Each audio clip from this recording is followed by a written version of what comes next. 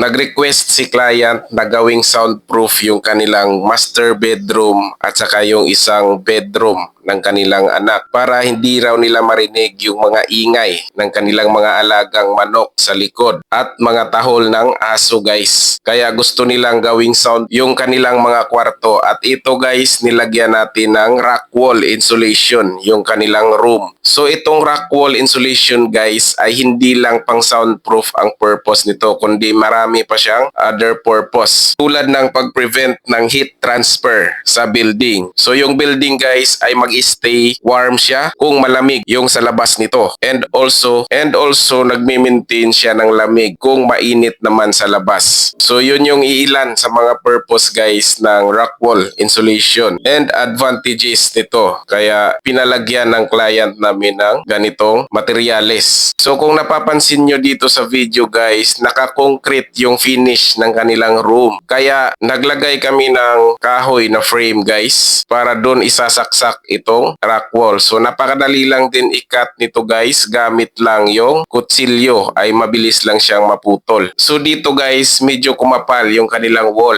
at syempre liliit ng konti yung area ng kanilang kwarto dahil dito sa Rockwool insulation guys. Pero as per client wala namang problema sa kanila guys, konting space lang naman yung makukuha. So after dito malagyan ng Rockwool insulation guys ay tatakpan na natin ito ng cement fiber board or Hardiflex. So ang Rockwool insulation guys is perfect pang soundproof ng ating mga kwarto and this is perfect also sa mga music recording studio at yung mga studio room ng mga vloggers or content creators. And of course sa lahat, para sa lahat ng gusto na hindi marinig yung ingay sa labas. So soundproof, this is the perfect materialis na gagamitin nyo. So also this is very perfect guys kung yung bahay mo ay drywall materials yung gagamitin kasi mas makales ka sa gastos and of course isasalpak mo na lang siya. Unlike dito sa aming client na naka-concrete na yung kanilang bahay bago nakapag-decide na lagyan ng soundproof or Rockwool insulation. Anyways, ang importante ay satisfied yung client namin guys. And for me, much better na concrete tapos lagyan mo ng Rockwool insulation kasi mas lalo siyang magsa-soundproof. And by the way guys,